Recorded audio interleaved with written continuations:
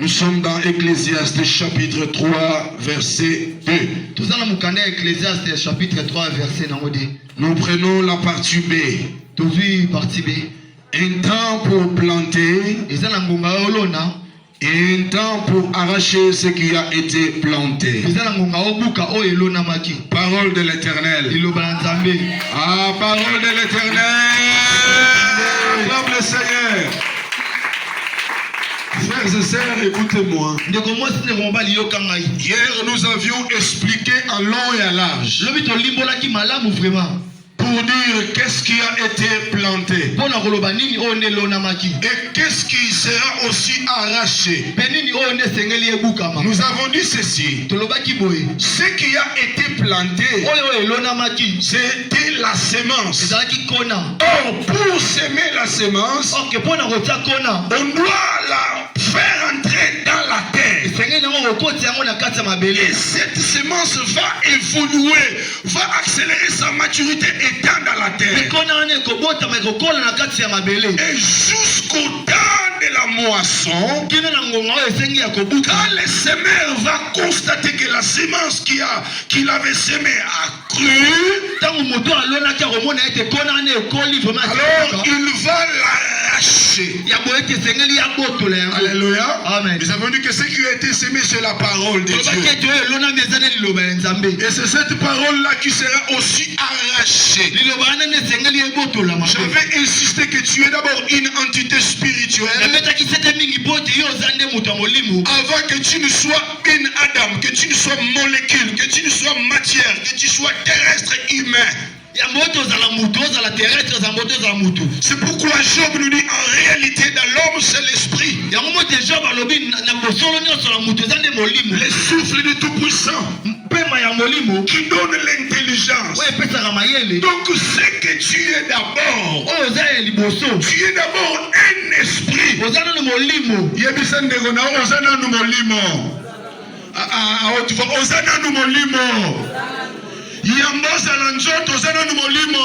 Amen.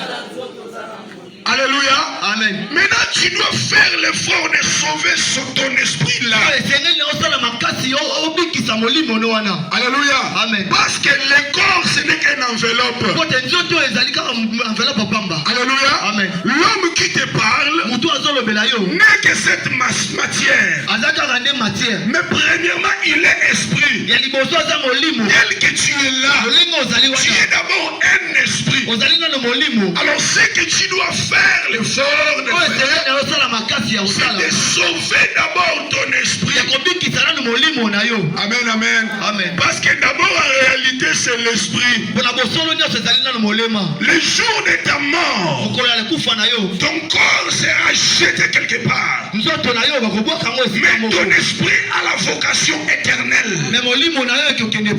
Est-ce que tu me comprends? Nous avons deux types d'éternité.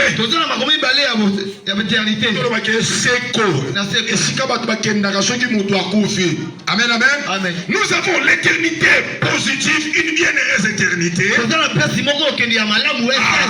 Et nous avons une mauvaise éternité. Ces deux types d'éternité ont leurs avant-goûts. Ils ont leur salle d'attente pour entrer dans l'éternité bienheureuse. Il y a les lieux qu'on appelle les lieux du repos. Là où tous les morts se dirigent. Je dis que tous les morts en Christ. Quand quelqu'un meurt dans le Seigneur, il part là où on appelle dans les lieux du repos. Comme le nom indique, les lieux du repos. Donc il va se reposer de toutes les souffrances qu'il a vues sur terre. Mais ceux qui ne connaissent pas Dieu, quand ils meurent, ils descendent dans le séjour de mort, qui est l'avant-goût de l'enfer. Là, c'est ce qu'on appelle les lieux du tourment. La personne n'est en paix. C'est pourquoi on est devant les cérémonies funèbres abusivement repose en paix. Repose en paix. Qui vous a rassuré que la personne qui est morte, qu'elle se se repose en paix. Non, non, non. Il y a le repos en Jésus. Parce que la Bible déclare, venez à moi, vous tous qui êtes chargés, c'est fatigué. Et moi, l'Éternel, je vous donnerai du repos. Les donneurs du repos, c'est Jésus de Nazareth. Parce que la Bible déclare, le Fils de l'homme, il est le maître des sabbats. Or, le sabbat, même du commencement, les fins des jours, le sabbat, c'est le repos éternel. Oh, alléluia. Quand tu es en Jésus, même si tu meurs hier ensemble, même si on te tamponne, sache-le que c'est la chair qui est morte, mais ton esprit est repris par un être céleste. Et un ange de Yahweh est venu te récupérer. Surtout les hommes, ils ne meurent pas comme des animaux. Quand ils meurent, il y a les êtres célestes qui viennent les prendre. La Bible déclare, quand Christ fut enlevé, une nuée l'a dérobé. Une nuée l'a dérobé. Or, cette nuée-là, ce n'est pas comme les Lupata, mais c'est l'armée de l'Éternel qui est venue prendre un chef d'état-major, un commando de guerre qui a combattu, qui a gardé la foi. Et maintenant, quand il doit rentrer dans la maison, ça doit être sous escorte militaire. Oh, alléluia. Amen. Même tous mes pères qui sont morts, je vois Abraham Badimo, je vois Mie Moulaya. Quand les étoiles meurent, ils sont pris parce qu'ils ont servi Dieu. Oh, alléluia. Amen. Peu importe la façon que la mort l'a pris, même par accident, même par un petit poison, le poison qui ne l'a pas ainsi toute la vie. Mais quand l'état de son départ arrive, il devient vulnérable face au poison. Parce que Dieu l'a pris. Alléluia. Amen. Maintenant, il vont dans un lieu qu'on appelle le lieu du repos. Alléluia. Amen. Alléluia. Mais ceux qui meurent dans le péché, c'est triste. Parce qu'ils commencent déjà à souffrir sur la terre. Quand quelqu'un meurt, la personne elle-même se rend compte que je suis mort. Et se dit, ah, Nakoufi. Comme vous voyez dans des films, c'est des choses réelles. Ils ont reçu l'inspiration. Alléluia. Amen. Alléluia. Amen. Si tu meurs dans le mal, ton âme là où elle sera, elle se rendra compte que moi, je me dirige dans un mauvais lieu. Les païens, quand ils meurent, ils ne meurent pas en paix. Ils ne disent pas que Seigneur, prends-moi. Parce que quand on est dans les communs, on est entre la vie et la mort. On peut visiter les deux mondes. Tu peux voir de l'autre côté et tu peux ressentir le monde matériel. Maintenant, quand ils voient les douleurs, quand ils voient le mal, c'est de suite tu vois, Jésus a prié pour quelqu'un. La personne était aux portes du séjour de mort. Alors que Dieu avait déjà signé. Je viens, je trouve la personne avec des yeux grandement ouverts. Elle avait des choses qu'elle voyait. Maintenant elle tremblotait. Alléluia. Amen. Quand quelqu'un meurt dans le péché, c'est pourquoi tu dois chercher l'Éternel.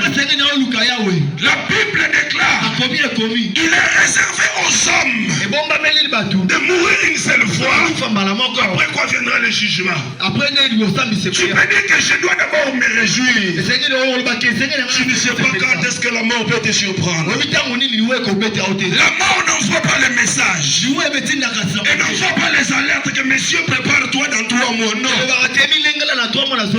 Tu n'es même pas un ouais pour que Dieu vienne t'informer que tu mourras à tel âge. Mais il y a des hommes étoiles que Dieu avertit très tôt. Et toi tu mourras à tel âge. Toi tu tu mourras à tel âge. Parce que Dieu a compassion de lui. Il a dit que toute la vie, toute la jeunesse, il s'est donné à moi. Mais que je l'annonce quand même pour qu'il se prépare bien. Alléluia. Amen. Tu dois te préparer. Amen, amen. Maintenant, quand quelqu'un meurt, quand on prend le corps, on va semer le corps. Alléluia. Amen. Parce que le jour de la résurrection, tu ne vas pas aller à un autre endroit. Dans ta tombe là, c'est par là que tu sortiras. C'est pourquoi la Bible dit, premièrement, les morts en Christ ressusciteront. Pourquoi premièrement les morts? Parce qu'ils ont déjà subi la transformation. Alléluia. Amen. Alléluia. Amen. Ils ont subi la transformation. Parce que ton corps là, qui est lourd, trop chargé, ne te permettra pas d'entrer dans les royaumes. La Bible dit, le sang et la chair n'hériteront point. Donc tu auras un autre corps. Un corps céleste. Au-delà de l'humain, au-delà de la biologie, au-delà des scientifiques, au-delà de la médecine, ce corps-là te permettra de monter vers les hauteurs. Alléluia. Maintenant, ceux qui sont morts, ils sont enterrés encore animal. Alléluia. Amen. Parce que la Bible dit dans 1 Corinthiens chapitre 15, vous descendez. Comme nous avons porté l'image de ce qui est terrestre, et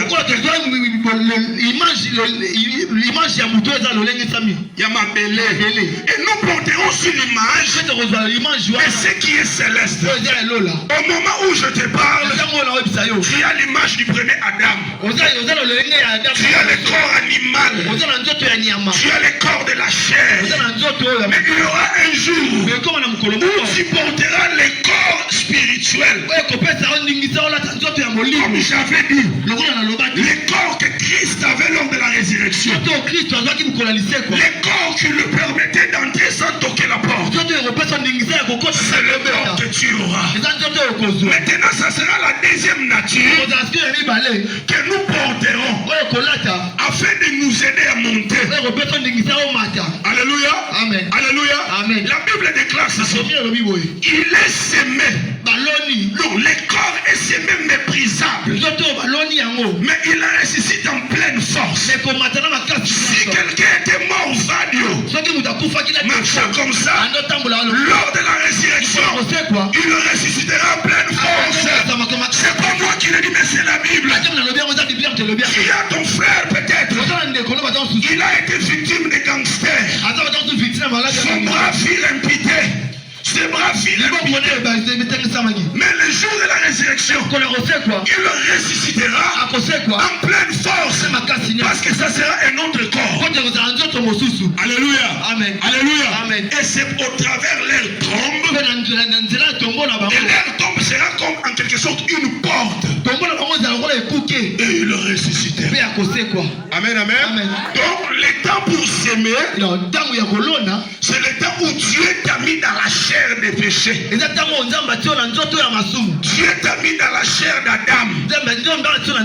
Parce que tu es descendant d'Adam. Le temps d'arracher ce qui a été planté, c'est le temps où tu seras incarné dans le corps de deuxième Adam.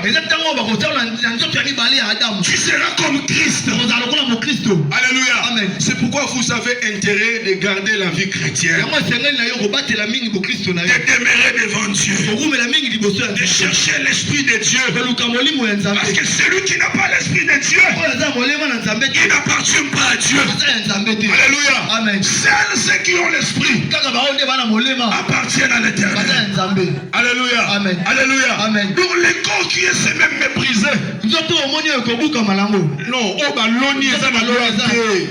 sans gloire, semé humilié, peut-être jeté dans un cimetière, mais il ressuscitera avec la force et à l'autre nature.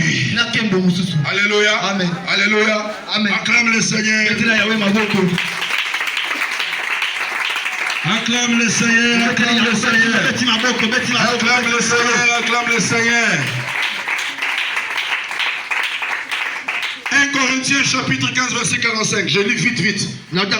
C'est pourquoi il est écrit, le premier homme, Adam, devint une âme vivante. Le dernier Adam est devenu un esprit vivifiant. Mais ce qui est spirituel n'est pas le premier. C'est ce qui est animal. Donc c'est ce qui est adamique là du premier Adam qui était le premier parce que cela était charnel. Alléluia. Amen. Alléluia. Amen. Alléluia. Amen. Et c'est ce qui est spirituel qui vient ensuite. Le premier homme tiré de la terre est terrestre. Alléluia. Amen. Le premier homme tiré de la terre, il est qui? Terrestre. Amen, amen. Amen. Le premier homme tiré de la terre, il est terrestre. Mais le deuxième homme tiré du ciel, il est céleste. Alléluia. Amen. Et l'Écriture dit, et même que nous avons porté l'image du terrestre, nous porterons aussi l'image du céleste. Alléluia. Amen. Alléluia. Amen. Pourquoi nous allons porter l'image du céleste? Parce que nous sommes célestes. Alléluia. Amen. Alléluia. Amen. Tu es dans cette tente-là, ton corps. Non, les attentes, le corps. Oui. Parce que tu es terrestre. Mais quand tu seras céleste, tu auras besoin de notre domicile céleste.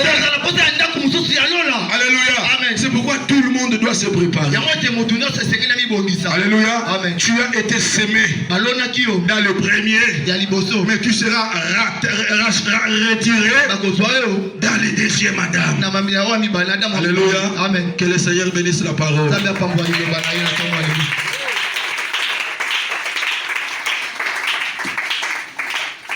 Amen, amen. Amen. Il est 6h46 minutes. 6h46. Oh, à 6h matin à 7h. Tu es à 6h46. Ne to silisi awo. Gumba mutu na yozo sambelo zo bisanzambe. Yawe nzambe sungangai. Salanga ngolo na ona telema liboso na yo. Na tambola na kobanga yo po mukolo oyo koya kopikola oyo lonaki. Ngape na pikwama. Na kende na priole Seigneur. Alléluia.